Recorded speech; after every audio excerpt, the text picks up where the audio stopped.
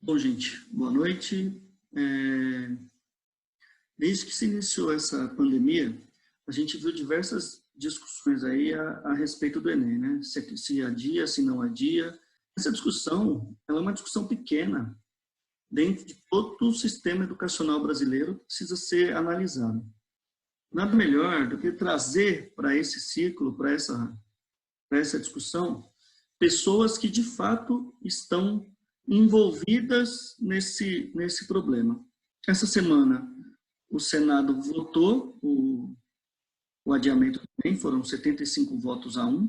No dia seguinte, o Congresso Nacional ia votar, mas antes da votação, o próprio presidente da República já informou que o Enem será adiado.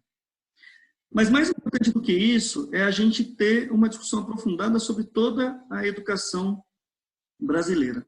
Então, eu queria, antes de tudo, agradecer os alunos que se dispuseram a participar com a gente dessa conversa. Então, só para apresentar, Kaique Martins, estuda no Colégio Guarapiranga, Sofia Duarte, estuda no MF Professor Lineu Prestes, Vinícius Fialho, do ETEC Irmã Agostina, Rafaela Coelho, do Lineu Prestes, e Sabrina Macedo, da ETEC Jardim Ângela. Gostaria também de agradecer ao professor Ricardo, né, da Sigma Educacional, que também vai participar com a gente. Tá bom? Bom, antes de mais nada, eu queria entender um pouco de vocês, como que está funcionando essa parte do estudo, quarentena, né? Essa parte do... Como que vocês estão fazendo para conseguir estudar sem ter aula, né? Estudar à distância. Acho que para quem está fazendo o curso técnico também, acho que é um pouco mais complicado, né? Porque a gente tem o período integral. E no meu caso, a boa parte, acho que da base técnica da minha escola, tá tendo um pouco de dificuldade, sim, porque até por conta da matéria que a gente tem, né? Eu faço química e as aulas práticas não estão sendo, a gente não está fazendo aulas práticas.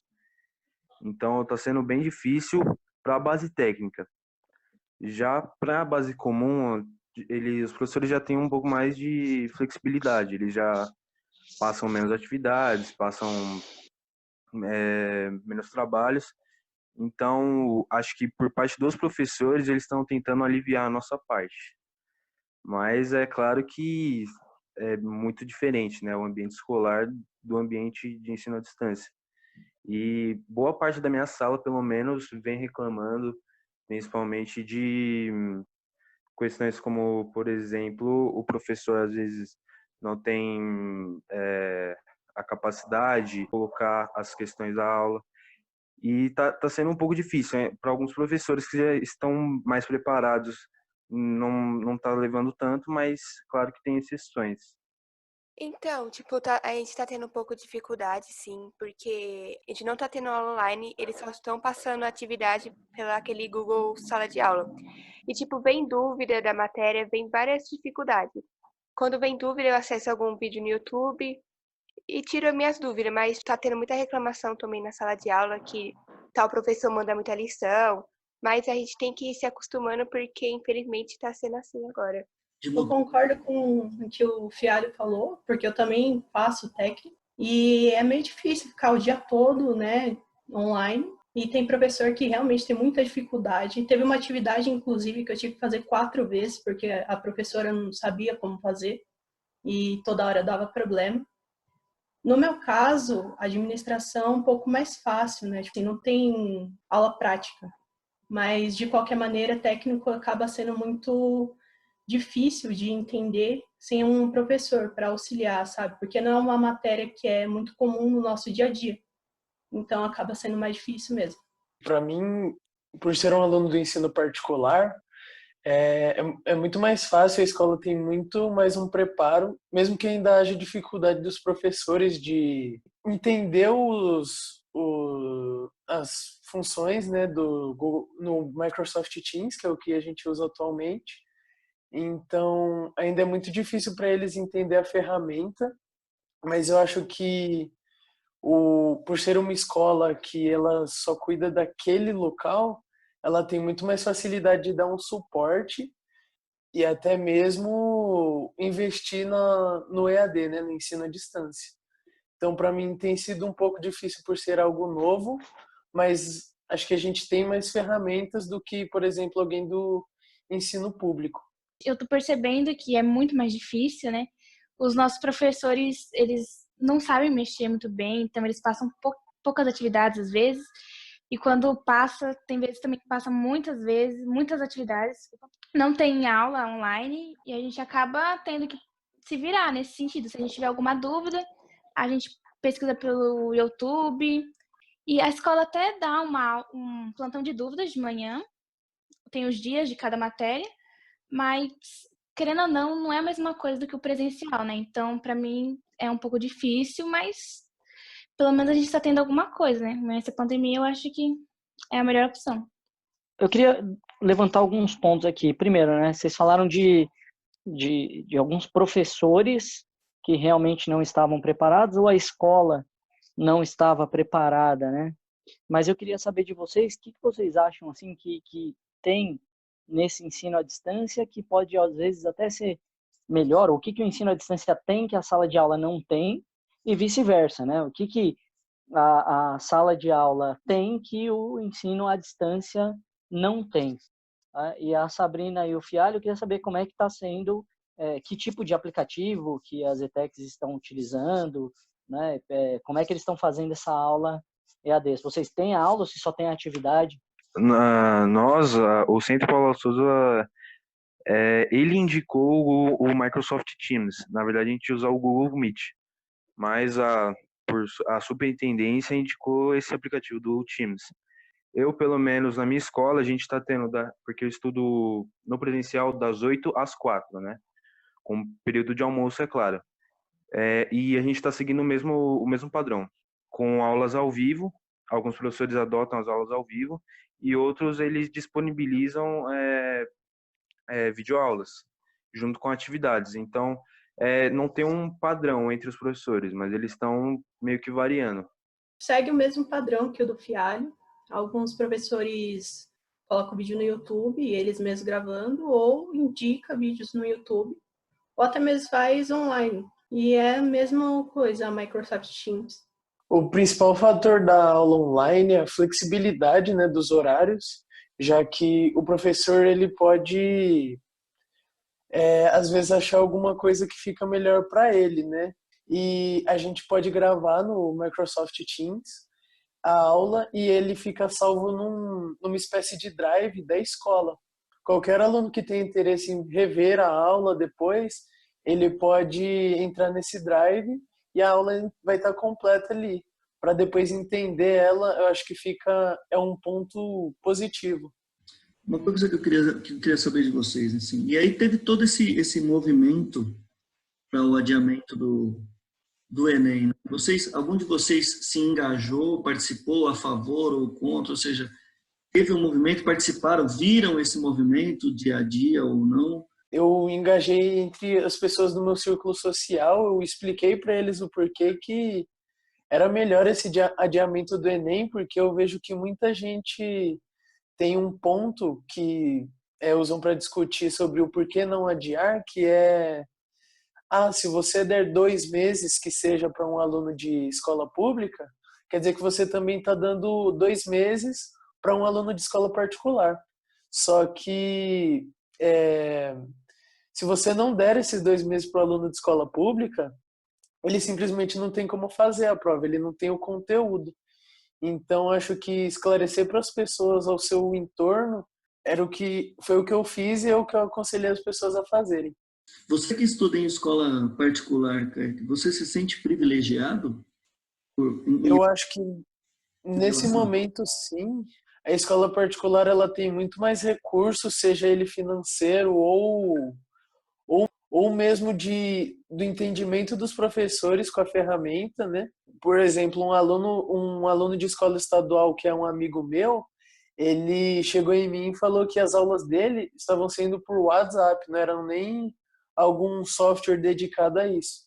Então, acho que tem esse privilégio do recurso mesmo, financeiro e dos professores. E você, por exemplo, Sabrina, que é de escola que vem, já estudou em escola particular, agora está em escola do ensino público, você sente que teve muita diferença? Você se sente desprivilegiada nessa situação do coronavírus por estar nesse momento em escola pública? Justamente o contrário, eu sinto que eu sou privilegiada. Aliás, eu acho que o pessoal da ETEC é muito privilegiado nesse momento, porque está tendo muito recurso, assim, porque eu vejo que os professores realmente estão ajudando, pelo menos na minha ETEC, eu não sei nas demais, mas eu acredito que estejam auxiliando nesse momento.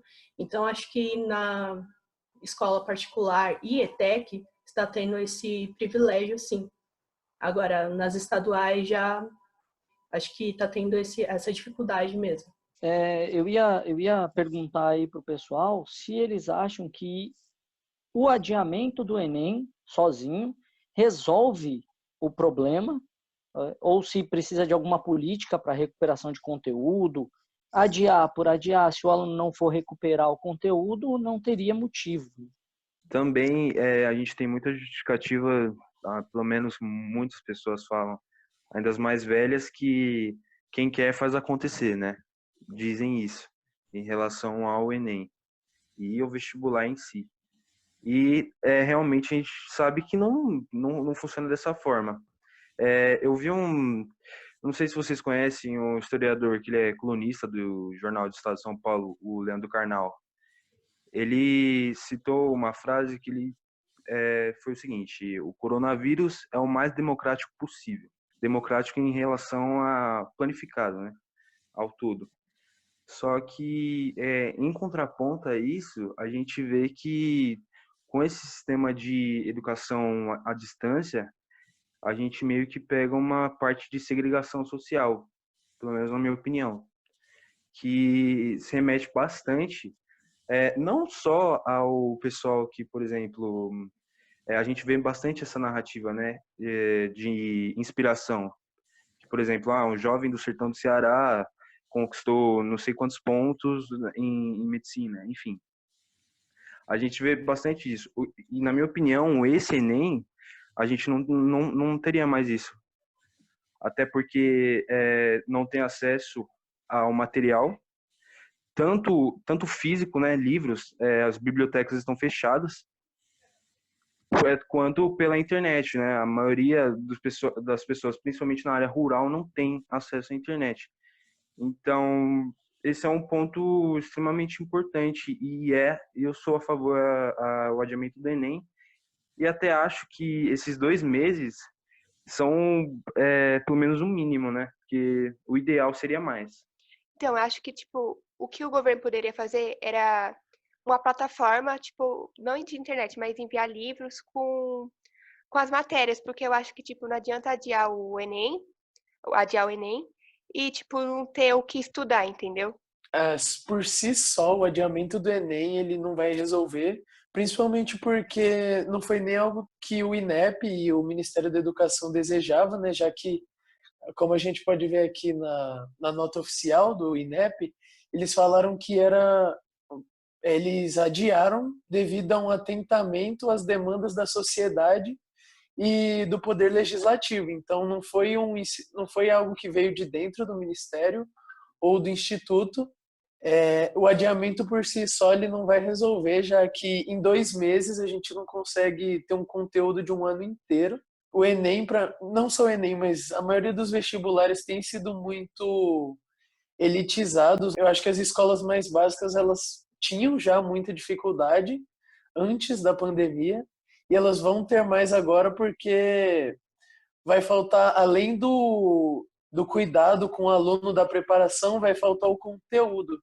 Então, lógico que o Enem ele foi importante o adiamento, mas eu acho que ele por si só não resolve. Bom, queria só pegar um gancho aí da fala do Fialho, que é o seguinte, né?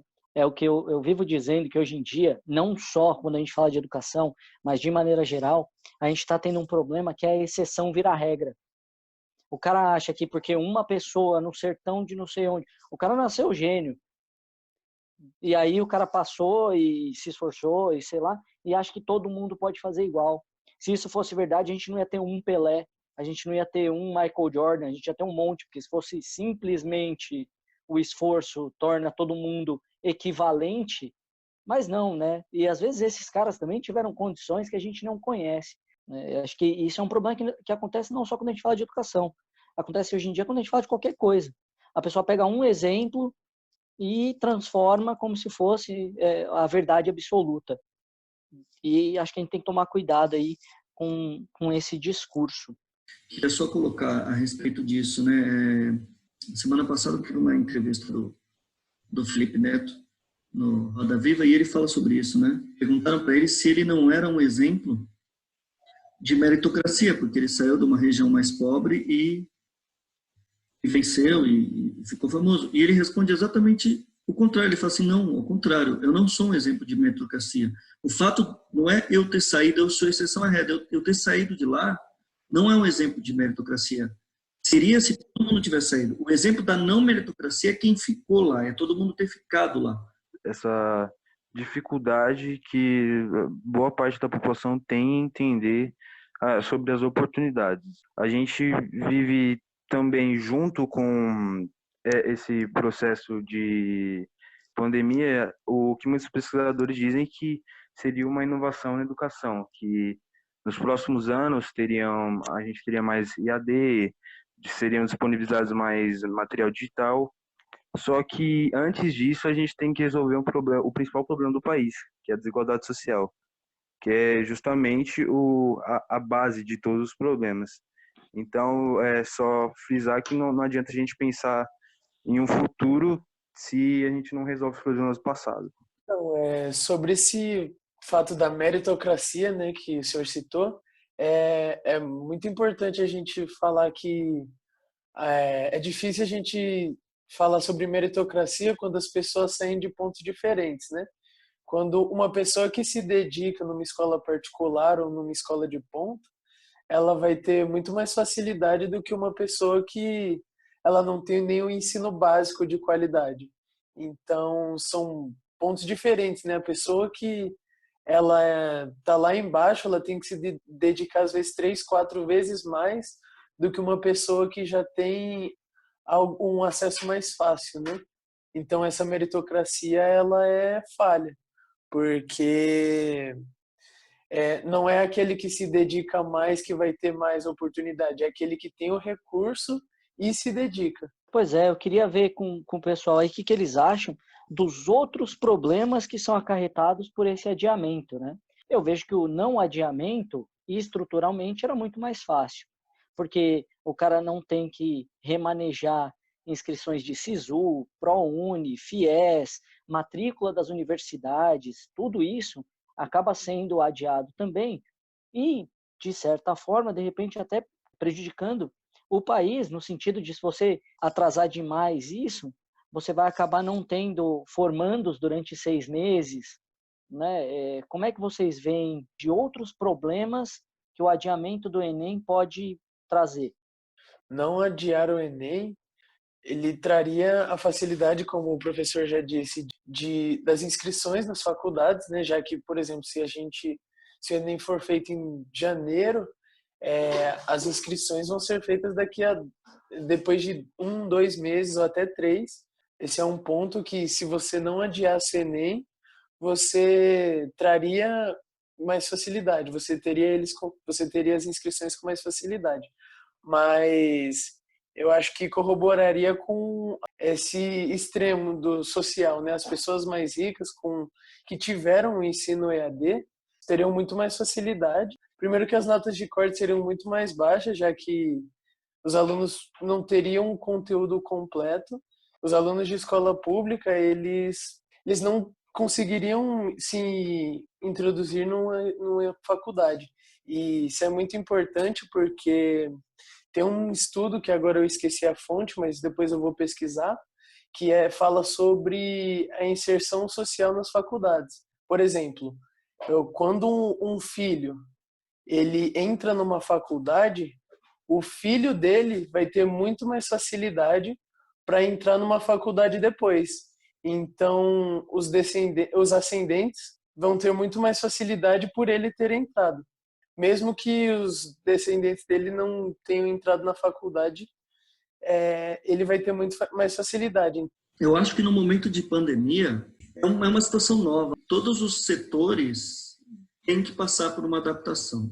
E isso inclui as faculdades e as universidades e as escolas. Então, independente de ter do Enem causar esses problemas de SISU, FIES e tudo isso, todo mundo, e até para as universidades, todo mundo vai ter que se adaptar, né? Os restaurantes tiveram que se adaptar ao delivery, ou aumentar o delivery, e eu acho que isso faz parte. Falando sobre essa adaptação das universidades, seria, acho que, algo adequado.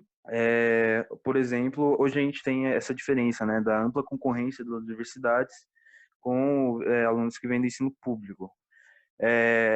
Uma solução que eu acho que seria adequada seria o aumento das vagas, efetivamente, do ensino público. Por exemplo, acho que 50% das vagas da USP, na FUVEST, enfim, elas são destinadas a estudantes que fizeram ensino médio em escola pública. A solução que eu propus foi, por exemplo, aumentar as vagas para a escola pública. Claro que é algo polêmico, né? Porque, por exemplo, para os que vêm de escola particular, isso deve ser revoltante. Não geral, mas em relação a alguns programas. Por exemplo, esses programas extras que envolvem o SISU.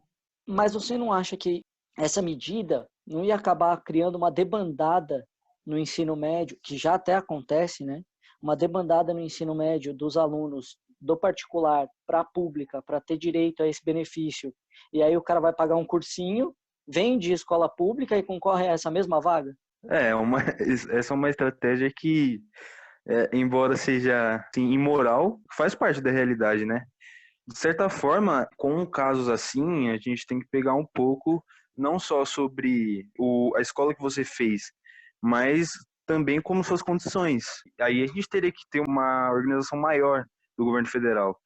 Eu dou um exemplo de desorganização desse governo, é que, por exemplo, muitas pessoas recebem o auxílio emergencial sem precisarem. Então é algo que tem que ser colocado em pauta. Sabrina, não pensando no geral, pensando em você especificamente, né? Sendo bem egoísta, o adiamento do Enem foi uma coisa ou não? Não, porque, vai me dar mais oportunidade de estudar. Apesar de, por exemplo, eu estava fazendo cursinho e eu tranquei o cursinho porque eu não estava me adaptando na plataforma. E aí eu acho que nesse meio tempo que vão dar a mais, eu possa voltar para esse cursinho ou então pegar para fazer um intensivo mesmo. Então, pensando em mim, não me afetou e foi muito bom para mim esse adiamento. E você acha que essa questão do intensivo que você propôs aí, as escolas têm que prover isso, ou seja, tem que ser uma preocupação da escola, ou você acha que o aluno individualmente de procurar essa forma de recuperar esse conteúdo? Eu acho que a escola tem que prover. Uma das coisas que eu pensei para recuperar esse conteúdo perdido foi exatamente isso. Nesse tempo de 1 ou 2 meses que eles vão dar, a própria escola pagar os professores, pagar o dia para dar as aulas que vão cair no Enem. Eu falo das matérias porque eu faço técnico, então não caberia as aulas do técnico, e sim só as comuns. Porque muita escola deixou de pagar alimento, pagar luz, pagar água, e eles poderiam talvez usar esse dinheiro para pagar o salário dos professores durante esse 1 ou 2 meses para ajudar esses alunos, que tem essa defasagem no ensino durante esse tempo da pandemia. Então, o que você está propondo a economia que se fez com essa paralisação, a economia que se fez em água, luz e alimentação, que essa verba fosse utilizada para pagar esses professores futuramente no sentido de fazer um intensivo, certo? Isso. Eu queria levantar aqui também para a Sofia e para a Rafaela, que elas não estão tendo nem a videoaula e tal. Eu queria saber delas se elas se sentem prejudicadas nesse sentido, assim, de sair atrás nessa corrida pelo vestibular. Eu, assim, no meu haver, eu acho que eu saio um pouco prejudicada, assim, porque os professores só manda a lição, o trabalho, e faz com que a gente se vire, tipo, pesquise, veja vídeo de aula. Eu acho que eu saio um pouco prejudicada, assim, nessa questão de Enem. Eu não me sinto prejudicada, tanto quanto quem estuda comigo na mesma escola, porque eu, querendo ou não, ainda tenho acesso. Eu tenho acesso à internet, eu posso pesquisar, tiro dúvidas. Tem o YouTube, querendo ou não. E onde eu estudo, tem gente que não tem acesso à internet, não tem celular, não tem computador. Então, levando em consideração isso, eu acho que eles ficam muito atrás. Já não tem a aula online, você não tem um contato com o professor. Se você quiser, você faz a lição e pesquisa no YouTube. E também eles mandaram um livro pra gente, que é o Trilha de Aprendizagem. Só que quem não tem acesso à internet não consegue acessar o aplicativo do Google Sala de Aula. Você não tem um professor te orientando, então acho que dificulta bastante. Eu acho que a gente fica um pouco para trás nesse sentido. A respeito dessa questão da não acesso à internet, eu vi muito argumento dizendo que 83% das pessoas, dos estudantes, têm internet, ou que se as pessoas não tivessem internet, não teriam conseguido fazer inscrição, por exemplo, no Enem. E eu queria frisar o seguinte: ter acesso à internet ou ter um 3G no celular não necessariamente indica condições de estudar pela internet, né? Eu imagino que, assim, você pegar um conteúdo, isso vocês podem falar melhor do que eu, você pegar um conteúdo de um dia inteiro de aula e assistir pelo celular deve ser muito mais complicado. Ter acesso à internet esporadicamente no celular não indica que você tenha, de fato, condições de estudar pela internet. Eu vou dar um exemplo que está tendo na minha própria sala. Tem um aluno que não tem acesso. Uma das alternativas foi que ele teria que ir toda semana para a ETEC buscar o material, as atividades e fazer em casa. E aí eu vejo esse aluno muito prejudicado, porque ele não tem auxílio a nada. Isso em nenhum sentido. Nem mesmo na internet, que por mais precário que seja, teria alguma ajuda na questão do acesso à internet ou computador. Eu mesmo não tenho computador. E, tipo assim, para fazer a inscrição do Enem, eu usei um computador emprestado de alguém.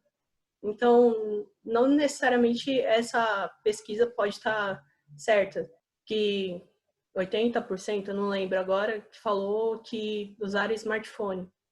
Eu mesmo não tenho computador e fiz pelo computador. Então, pegando esse tema aí, né, desse acesso à internet ou não, eu queria perguntar para vocês se essas aulas no YouTube gravadas, se elas realmente ajudam ou se elas é só um paliativo mesmo, assim, para não ficar sem nada, vamos assistir a aula no YouTube, ou se ela realmente ajuda, vocês conseguem realmente aprender pelo YouTube. Para mim, me ajuda bastante, ainda mais eu que não tô tendo aula online. Para mim, essas aulas no YouTube ajudaram bastante. E é bom que tenha variedade, né? Tem um professor, cada um tem um método de ensinar. Então, eu pesquiso uma aula, posso não entender com um certo professor. Eu vou para outro vídeo e nesse eu posso entender melhor. Então, acho que a aula no YouTube, essas videoaulas que fazem, eu acho que ajuda bastante para mim. O YouTube tem uma grande variedade de matérias, de ensinamento, que deixa, tipo, a gente tem um vídeo que a gente assiste, só que não entende muita matéria. Aí depois vai atrás de outro e já entende. Mas vocês não sentem falta da interação com os professores, assim? Eu sinto, principalmente em matemática. Tipo, eu sinto muita falta de um professor ali. Muitas vezes eu tô assistindo um videoaula e, tipo, sabe como vem a dúvida logo na cabeça? E, tipo, no videoaula já não dá pra, tipo, eu perguntar, saber como se faz aquilo. Eu sinto muita falta mesmo de um professor ali do lado explicando, porque eu sou daquelas alunas que sempre tá na mesa do professor lá, professor, como se faz aquilo, como se faz aquilo. No YouTube eu já deixo essas dúvidas que eu tenho, já passa rápido. Tipo, quando voltar a aula eu pergunto. Só que, na verdade, eu vou esquecer essa dúvida que eu vou ter. Porque me parece que essas estratégias do aluno estudar em casa, do aluno estudar sozinho, sai parte de um pressuposto de que o aluno tem a habilidade para assistir um vídeo ou ler um texto e aprender sozinho. Para pessoas mais velhas não é uma coisa fácil. Imagino que para adolescentes seja uma coisa mais difícil ainda. Eu não sei o que vocês pensam. Isso eu acho bom da aula online, porque assim, vídeo no YouTube surge a dúvida e você não tem como tirar, né? Agora, na aula online, você está ali, o professor está explicando, surge a dúvida, vai no microfone ou no chat. Então, isso eu vejo, apesar de eu gostar mais do YouTube, só que esse auxílio do professor, às vezes, é muito essencial, principalmente na área de exatas, né? Logo no começo da nossa conversa, a gente falou sobre alguns professores não estavam preparados, né? Eu acredito que algumas escolas, na verdade, ninguém estava realmente preparado. Eu queria saber de vocês se vocês acham que o aluno estava preparado, que está mais acostumado a mexer no dia a dia, né? Se o aluno estava mais preparado para essa situação do que os outros. Cara, sinceramente, eu acho que é uma questão mais particular. Eu, por exemplo, eu odeio utilizar tecnologia no computador. Simplesmente eu não tenho habilidade, né? É particular, porque, claro, que tem algumas pessoas que têm são mais flexíveis em relação a utilizar um programa, um software, enfim. E eu realmente encontro algumas dificuldades, porque eu não, eu não sou muito apegado à tecnologia, enfim. Mas boa parte da minha sala também encontra algumas dessas dificuldades. Às vezes eles enviam umas atividades, o aluno não consegue acessar por falta de adaptação com o próprio software. E até os professores mesmo, que às vezes, pelo menos na minha escola, eles dão uma vacilada em relação a publicar uma atividade que não tem nada, enfim. Acho também que é muito particular e também acho que depende muito da plataforma, porque a Microsoft Teams é muito complexa, tem muita ferramenta e acaba trazendo muita dificuldade para o aluno e também para o professor. Teve aluno que teve dificuldade em entregar a atividade, que esqueceu, né, porque tem muitos passos para fazer, e tem professor que simplesmente não sabia como fazer uma atividade. A gente teve que fazer 4 vezes a mesma atividade. É muito complicado isso, é muito particular. Eu concordo com eles que eu acho que é particular de cada um. Um caso meu, assim, é que meu professor de matemática, e ele não, eu não sei se ele não sabe mexer, mas eu acho que ele não sabe, e ele acaba não passando a lição. E aí eu já acho que, se ele não passar a lição, os alunos em si não vão correr atrás. Mesmo eles podem ter o conteúdo do que eles vão aprender esse ano, mas eu acho que eles não vão correr atrás se não tiver um professor incentivando. Isso eu acho que prejudica muito.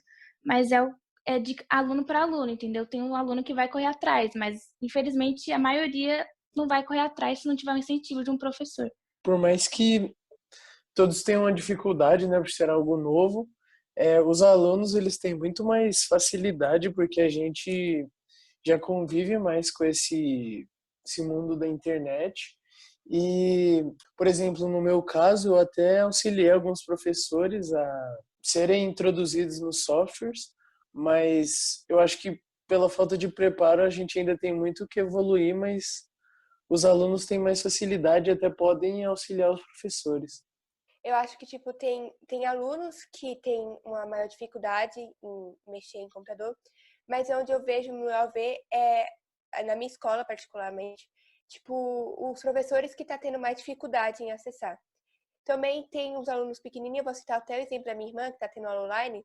Tipo, se não fosse eu, ela nem ia conseguir acessar o computador, nem ia conseguir acessar o Microsoft Teams, porque ela tá usando isso. Porque mesmo que ela mexa no celular, tipo, minha irmã é super viciada em celular, ela não tem uma habilidade de ficar mexendo.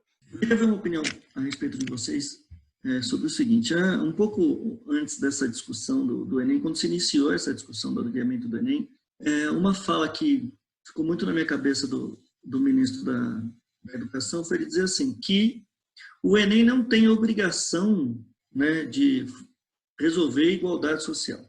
E depois, no dia, uma das senadoras, no voto, né, quando eles foram votar, ela disse o seguinte, ela recolocou essa frase dizendo o seguinte, que não, que a única forma da gente diminuir a desigualdade social é através da educação.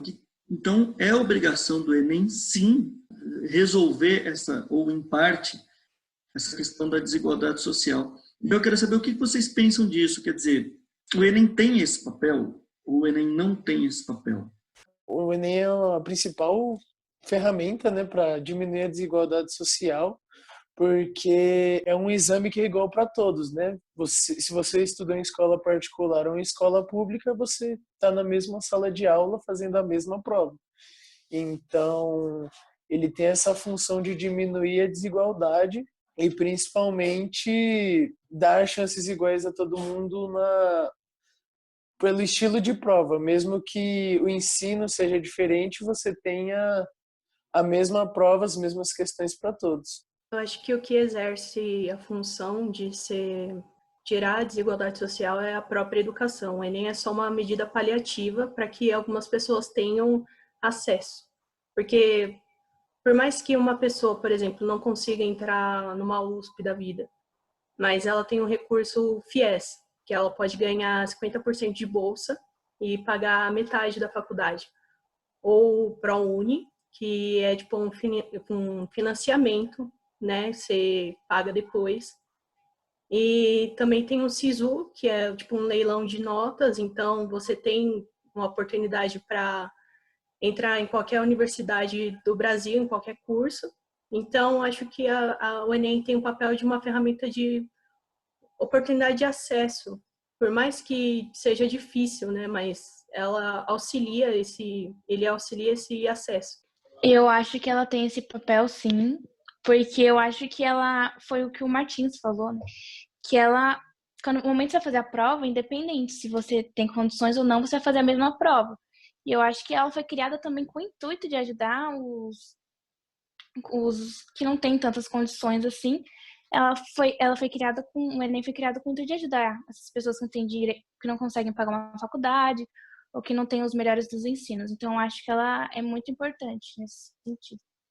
E, inclusive, algo que a Sabrina citou, que, por exemplo, o Enem não tivesse um papel de corrigir alguns problemas sociais, como a desigualdade, nós não teríamos programas aí, como, por exemplo, o ProUni e o FIES. Essa desigualdade social, ela é algo bem estruturado. O Enem, ele é uma ferramenta de meio que você quebrar alguns paradigmas, principalmente através meio que da democratização da educação. Então, ao mesmo tempo que concorrem pessoas de escolas de elite, concorrem pessoas de escola pública. Então, mesmo que não diretamente. Então, sim, tem esse papel. Se hoje ele já é uma ferramenta de inclusão social, no formato que ele está, porque todas as pessoas fazem a mesma prova, mas elas têm a mesma chance, elas chegam em pé de igualdade para fazer essa prova. Então, assim, na minha opinião, eu acho que ainda não está inclusiva a todos, porque como tem muita gente que estuda em escola elite, já vem muito mais preparada para fazer esse tipo de vestibular, e já vem gente que, tipo, vem de escola menos preparada e, tipo, não consegue fazer o Enem como uma pessoa de escola privada, de escola de elite, ia conseguir fazer. Tem outra questão que é o seguinte, o Enem cobra muito conteúdo de universidade mesmo, conteúdo muito difícil. Tem conteúdo que não é propriamente do ensino médio. E aí, quem é que tem acesso a esse conteúdo? Tem essa questão também. A gente está conversando aqui com alunos de escolas públicas particulares e ETECs do estado de São Paulo, que é um estado, ou um dos estados, se não for o estado, é um dos estados mais ricos do Brasil, com maior população, terceira maior densidade demográfica. Não é um estado, em geral, um estado rural, ou pelo menos a capital não é rural. Vocês acham que os outros estados, como que vocês acham que funciona essa questão para os outros estados, da educação, do acesso à internet, do acesso à educação? Vocês acham que eles têm menos, mais dificuldades que vocês que são de São Paulo? O que você acha, Vinícius? Claramente São Paulo tem aí uma predominância, principalmente os estados do Sul e Sudeste. E a gente vê isso até por conta da qualidade de ensino das próprias universidades, tipo o FRJ, Unicamp, USP, Unifesp. Claro que no Brasil tem exceções em relação a isso, como, por exemplo, o estado do Ceará, que é um estado que tem uma cultura de educação, inclusive a melhor educação do país. Só que essa diferença, discrepância em relação a essa qualidade de ensino de estado para estado tem um contraponto, que, por exemplo, o estado de São Paulo, ele é muito mais desigual, porque ao mesmo tempo você tem a elite e a periferia, e isso acredito que isso seja diferente em outros estados. Essa diferença, né, eu acho que ela fica muito mais visível no ensino particular, porque o ensino público ele ainda tem uma discrepância um pouco menor, mas quando você trata do ensino particular, por exemplo, de São Paulo, o ensino particular do Colégio Objetivo ele foi o melhor entre as 300 melhores escolas do Enem de 2012. Então, e entre as escolas, a primeira escola estadual que você vê, ela é a 72ª. Então, eu acho que muito mais do que por essa diferença por estado, você tem a diferença do tipo de ensino. E quando você trata, por exemplo, do ensino de São Paulo, eu não vejo ele como o melhor no sentido estadual, mas no sentido público, desculpa, mas eu acho que fica mais visível quando se trata do ensino particular. Não, eu ia falar até um ponto que o Vinícius levantou, né, sobre o ensino do Ceará ser melhor, né? O Kaique fala do ensino, a diferença entre ensino público e particular. Mas você pega um estado do tamanho de São Paulo, muito grande, como é que fica isso? Como é que vocês acham que fica isso para o cara que tem que gerir? E aí ele tem uma escola na capital e uma outra escola, por exemplo, em Bastos ou Andradina, né, que está muito distante do centro. E aí o investimento, como é que vocês acham que isso funciona? Assim, essa diferença de investimentos também, de acordo com a região que o cara está, mesmo dentro do próprio estado? Eu acho que em estados menores, mesmo no interior de São Paulo, eu acho que eles, nesse quesito, eu acho que ele se beneficia em relação a investimento, coisa assim, pela cidade ser menor. Quanto menor a cidade, a chance do ensino tende a ser melhor. Então, tanto que tem interior de São Paulo que o ensino é muito bom, mesmo o ensino público é muito bom, porque por ser uma cidade pequena, eu acho que por ser uma cidade pequena, o investimento é maior. Apesar da demanda ser, tipo, o investimento ser maior na capital, a demanda é muito grande, tem muita gente e isso acaba, às vezes, atrapalhando, né, no sentido de aprendizado, porque vamos pegar uma sala com 40 alunos e outra com 15, com uma estrutura melhor, né, porque o patrimônio público, acredito eu, que se desgasta muito mais com muito mais gente, e é isso que acontece muito na capital. Apesar de ter muito investimento, também tem muita demanda, né, para a população. E o que no interior acaba sendo menor, né? Eu acho que tipo é meio dividida, porque eles sofrem mais, porque vem um investimento menor, mas também a demanda é muito menor, porque muita gente prefere ir para a capital, porque ela fala que lá tem um estudo melhor. Eu posso dar exemplo também, tem um amigo meu que morava no interior, ele conseguiu uma vaga aqui na capital de São Paulo e na capital e no interior. Ele preferiu vir aqui para a capital porque ele falou que aqui tem maior investimento, lá no interior não tinha tanto. E qual que vocês acham hoje que é o maior problema que a educação enfrenta?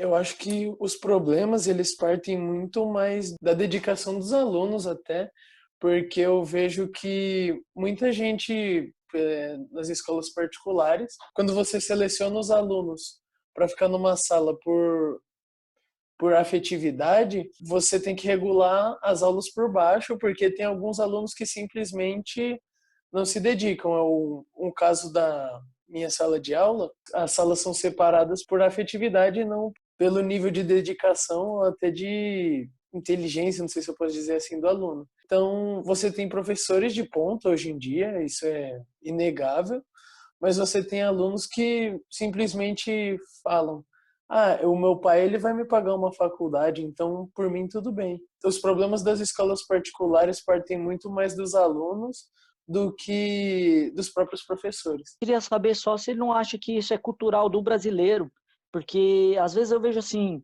o cara que estuda mais, ele é um nerd, e o cara que não faz nada e tal é o mais descolado. E às vezes acontece da gente ter isso como cultura brasileira, que quem estuda é idiota. O importante é quem dá o jeitinho. Então, sobre isso, eu acho que o nerd ele é muito mais desprezado do que o cara descoladão da sala, mas eu acho que quando você separa os nerds e o pessoal descoladão, os nerds, quando eles ficam entre o seu círculo social dos nerds, eles se sentem mais confortáveis e eles vão evoluindo sempre, sabe? A gente tem essa cultura de achar que a pessoa que estuda, ela é idiota porque ela pode fazer alguma coisa na frente que vai facilitar, ela não vai precisar perder o tempo dela estudando, mas eu acho que se a gente separasse as pessoas que desejam estudar e as pessoas que simplesmente acham que o jeitinho resolve sempre, eu acho que você melhora, você incentiva aqueles que querem estudar. Respondendo à pergunta do professor Renato sobre o maior problema, junto com a falta de dedicação do Estado, é bem assim frequente a desvalorização do professor. Boa parte das escolas públicas, elas não têm um ensino bom porque o professor não se dedica totalmente. E o professor não se dedica totalmente porque ele não tem condições de trabalho. E essas condições, essas circunstâncias negativas são tanto propostas pelo próprio sistema quanto pelos próprios alunos. E infelizmente a gente vê algumas cenas aí lamentáveis. Eu acredito que seja bastante em relação à cultura do país, porque hoje a gente tem uma cultura muito mais supérflua do que voltada para o âmbito intelectual. Por exemplo, alguns alunos preferem trabalhar para ganhar um salário pequeno para conseguir, sei lá, comprar roupa, comprar tênis, e enquanto outros visam mais o futuro. E eu acho que está bem mais, está muito enraizado na cultura do país. Respondendo ao professor Renato, eu vejo dois problemas na educação brasileira, que é o professor e a estrutura. Parte do ensino depende também da qualidade que você é inserido. Vou dar um exemplo. Eu estudei parte no Colégio Guarapiranga e agora estudo na ETEC. A diferença da apostila é gigantesca. A apostila do objetivo com a que tem na ETEC, não lembro agora qual que é a editora, mas o tipo de pergunta, a resolução faz muita diferença. Então, acho que a estrutura conta muito. E também parte dos professores, porque eu vejo que muitos professores estão despreparados. Muitos professores não têm qualificação para dar aula. Eu, por exemplo, me sinto muito mais motivada quando tem um professor que realmente gosta de estar ali, gosta de ensinar, gosta do ambiente, do que um professor que só entra na sala de aula e fala, abre na página 12 e faz aí, entendeu? Sobre esse assunto da desvalorização do professor, no ensino particular, o professor ele perde muita força para os diretores ou até mesmo pelo dono da escola. Quando a escola ela é menor, ela tem medo de perder um aluno. Então, às vezes o professor é desvalorizado pela coordenação porque ele não pode tomar uma atitude, porque a escola ela tem medo de perder o aluno. Então, acho que o professor ele perde força e por isso às vezes o aluno acaba se desinteressando, porque para ele não vai acontecer nada, então ele não tem medo dessa desvalorização. Bom, gente, para a gente finalizar aqui e falar assim, a gente viu então que é cultural. Eu queria saber se vocês não acham que a educação hoje, se você separar o aluno que estuda mais do que estuda menos, ela não vira exclusiva e excludente, e eu acho que ela deveria ser inclusiva, buscar uma ferramenta para atingir esse aluno. Sobre o cara querer arrumar um trabalho, isso é muito imediatismo, né? O cara prefere trabalhar do que estudar para receber mais para frente. Queria que vocês fizessem esse contraponto, se o que vale mais a pena é o imediatismo ou a médio e longo prazo a gente tem uma carreira mais bacana. E a profissão de professor acabou virando bico, né? O cara é um trabalho que paga pouco, então o cara tem outra profissão e acaba entrando para dar aula porque para complementar a renda. Ou outro ponto é que se o cara for professor mesmo, ele tem que dar 15 aulas num dia e aí não consegue fazer um trabalho de qualidade. Queria que vocês falassem sobre isso como considerações finais. Eu gostei muito, muito sério dessa reunião e, na minha opinião, a gente tem que estudar para a gente conseguir algo melhor na frente. Porque ali a gente fala assim, vou trabalhar para conseguir um salário mínimo. Ali a gente vai entrando num ciclo, vai se tornando comum e a gente não vai atrás de novas oportunidades. Continua ali, fala assim, eu já tenho meu salário aqui garantido, já tenho um salário mínimo e vamos continuar aqui. Eu também achei essa reunião muito boa, ouvi a opinião de outras pessoas e eu concordo também muito com a Rafaela que a gente tem que estudar sim, a gente tem que se dedicar. E eu também sou a favor de alguma ferramenta para as pessoas que muitas vezes param de estudar para trabalhar, porque, foi como o Ricardo falou, pensam no agora, né? Não pensam no futuro, num futuro com uma carreira melhor. Eles pensam no agora, que é o mais prático para eles. Então, acho que a gente tinha que ter alguma ferramenta, que infelizmente isso acontece com bastante pessoas, e assim, de estudar para trabalhar. E eu acho que a gente realmente, cada um tem que dar o melhor de si. Então, primeiramente eu gostaria de agradecer, né, pelo convite. Na realidade, há muito tempo a gente vê as pessoas saindo da escola mais cedo para começar a trabalhar. É o caso de, por exemplo, alguns avós de pessoas da nossa idade. A diferença é a função, porque antigamente as pessoas paravam de estudar porque elas estavam passando fome e era a grande maioria da população. Hoje em dia eu vejo que as pessoas param de estudar porque às vezes tem uma gravidez precoce, ela precisa começar a trabalhar para sustentar o filho, ou muito mais começar a trabalhar pelo lazer. O outro ponto de separar as salas por dedicação e não essa exclusão, né, que o professor Ricardo disse, as salas deveriam ter alguma forma de serem inclusivas, porém hoje em dia, como está enraizado na população de que a gente não precisa estudar e tanto faz, quando você pega aquele aluno que gosta de estudar e que quer ser algo maior, ele se vê desmotivado pelo entorno dele. Então é por isso que eu vejo isso como uma necessidade de agora. Respondendo a primeira pergunta, na minha opinião, essa parte de segregar com base na dedicação e conhecimento, para mim é errado, até porque os alunos aprendem com os próprios alunos, não só com os professores. Em relação ao outro ponto sobre os professores receberem um salário medíocre, na minha opinião, esse é um dos maiores problemas e, infelizmente, é algo que está na cultura. Hoje a gente tem um jogador de futebol que ganha milhões e milhões, claro que por conta do patrocínio, enfim, esse sistema. E a gente tem um professor que hoje ganha um salário extremamente medíocre. Acho que na questão do aluno sair para trabalhar ao invés de estudar, eu vejo dois casos. Que é o seguinte, muita gente não tem opção. Tipo assim, ou sai para trabalhar ou sai para trabalhar, entendeu? Não é uma opção ficar estudando. Tem gente que precisa ajudar em casa.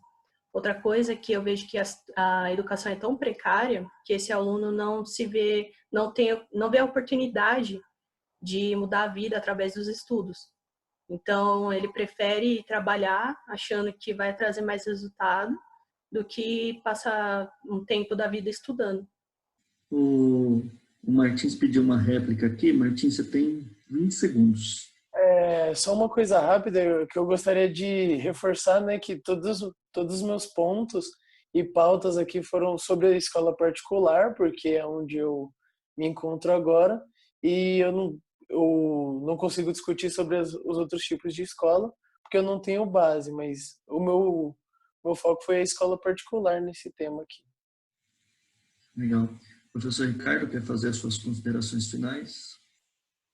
Eu gostaria muito de agradecer até a prontidão com que a gente fez isso, né? Eu pedi ontem e o pessoal entrou em contato. Frisar que a gente quer fazer outras vezes, então que se a galera topar, a gente sempre vai trocando, obviamente, as pessoas que estão participando, mas tendo esses pontos de vista diferentes. Agradecer a presença deles todos, né, e dizer que adorei o nosso bate-papo, foi muito bacana. Também queria agradecer a todos, a gente tem menos de 1 minuto aí. Parabéns pela exposição e obrigado pela participação de vocês. Boa noite, pessoal.